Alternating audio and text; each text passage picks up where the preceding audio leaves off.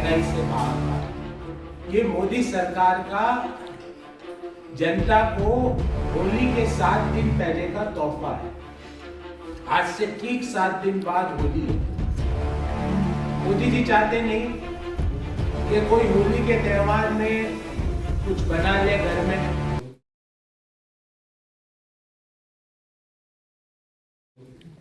वो ये भी नहीं चाहते कि कोई बाहर से जाके खरीद ले, क्योंकि घर में बनाए तो रसोई गैस सिलेंडर के 50 रुपए दाम बढ़ गए आज से।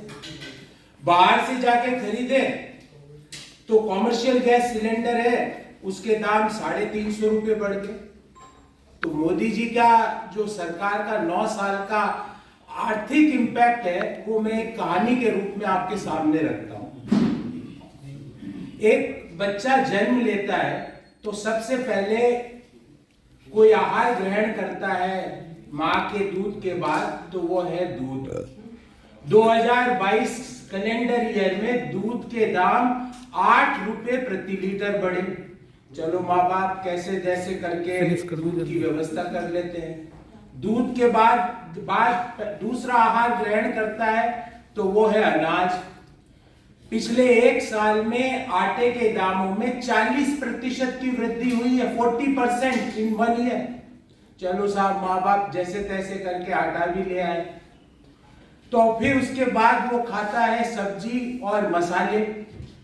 जनवरी 2023 में मसालों के ऊपर जो इन्फ्लेशन था वो भारत सरकार के आंकड़ों के अनुसार 21%, 21.09% रहा।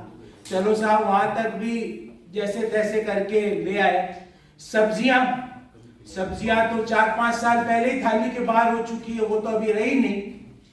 चलो जैसे तैसे बड़े होता है बच्चा तो माँ बाप की इच्छा होती है कि इसको पढ़ाए लिखाए, तो वो लेते हैं उसके एजुकेशन के लिए लोन, तो लोन पे ब्याज दर बढ़ा दी।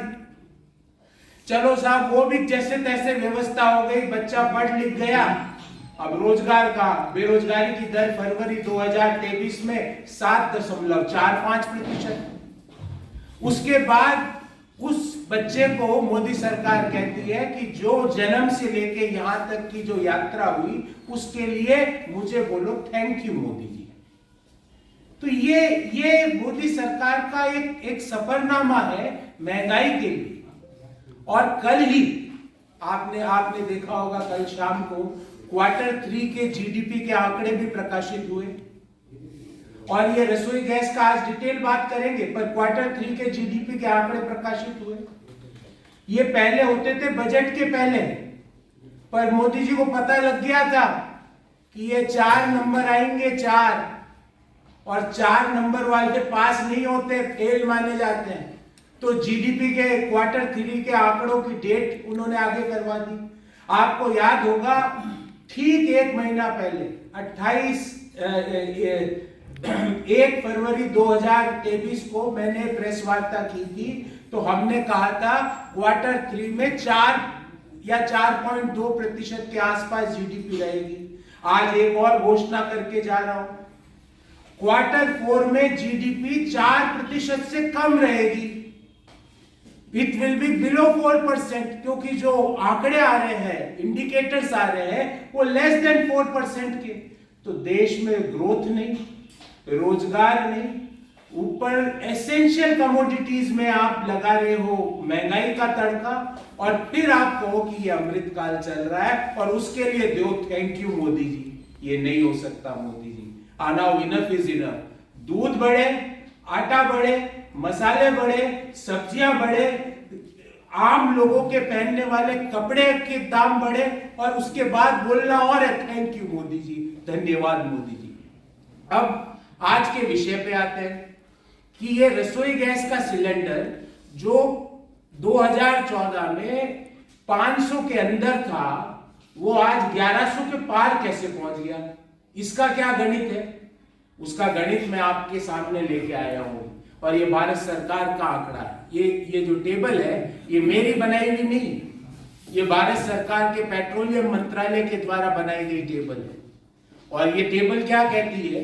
ये टेबल ये कहती है कि 2004-05 से लेके 2013-14 के बीच जो एलपीजी पर सब्सिडी है वो टोटल 2,14,000 करोड़ भारत सरकार ने दी।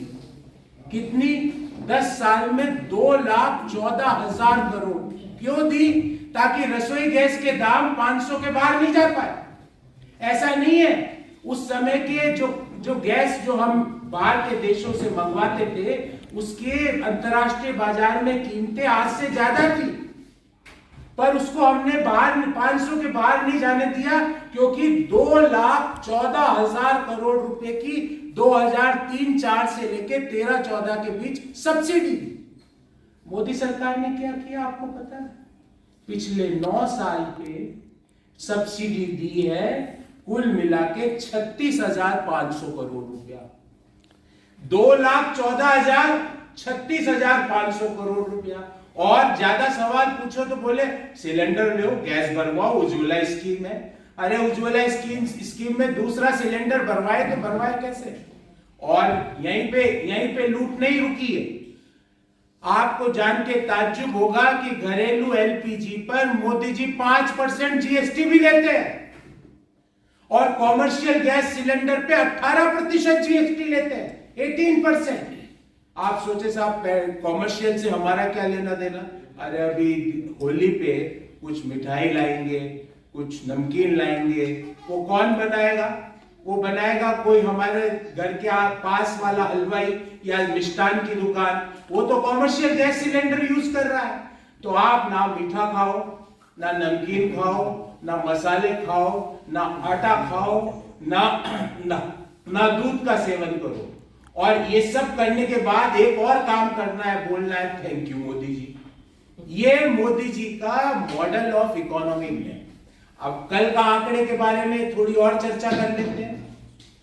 कल जो 4.4% की Q3 की जीडीपी ग्रोथ दिखाई, आपको जान के ताज्जुब होगा उसका कारण क्या है पता है? और उसी डॉक्यूमेंट में लिख और रहे हैं, क्योंकि वित्त मंत्री को तो समझ ही नहीं है इसमें क्या लिखा हुआ है, उनके पास जो आता है वो पढ़ देती है। उसमें ये लिख रहे हैं कि ये ग्रोथ इतनी कम इसलिए हुई क्योंकि मैन्युफैक्चरिंग नेगेटिव ग्रो कर रहा है, -1.1%। जो ग्रोथ एम्प्लॉयमेंट का सबसे इंपॉर्टेंट और सस्टेनेबल सेक्टर है वो नेगेटिव ग्रो कर रहा है। प्राइवेट जो कंजम्पशन है डिमांड की वो नीचे जा रही है। क्यों जा रही है? क्योंकि लोगों के पास पैसा ही नहीं, इन्फ्लेशन है इकोनॉमी में। जब इन्फ्लेशन है, महंगाई है इकोनॉमी में, तो प्राइवेट कंजम्पशन पिक नहीं कर पा रहा, मैन्युफैक्चरिंग नेगेटिव ग्रो कर रही है। उसके बाद अगर सवाल पूछो तो ED, CBI, income tax, police.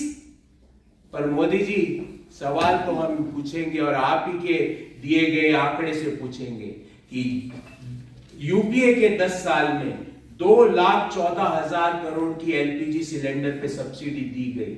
आपने पिछले 9 साल में मात्र 36,598 करोड़ क्यों दी? क्यों आज गैस सिलेंडर के दाम 1100 के पार हो चुके हैं? अब तो यह है कि किसी की शादी में 1100 का शगुन डालो तो ये एक मतलब है एक बार बेचारा गैस सिलेंडर भरवा सकता है, और हलवाई जी के घर पे शादी हो उसके 2100 का डालो, वो बेचारा एक बार गैस सिलेंडर अपना कॉमर्शियल ला सकता है। ये मोदी जी ने व्यवस्था कर दी है देश में। तो हमने जो शुरुआत की थी उसी पे एक बार पुनः आपका ध्यान आकर्षित करना चाहेंगे कि मित्र काल में बड़ी बेरहम हो गई मोदी सरकार। रसोई गैस 1100 तो कॉमर्शियल सिलेंडर 2100 के पार अपने मित्रों पर खूब बरसाए प्यार और देश की जनता करे महंगाई से हाहाकार।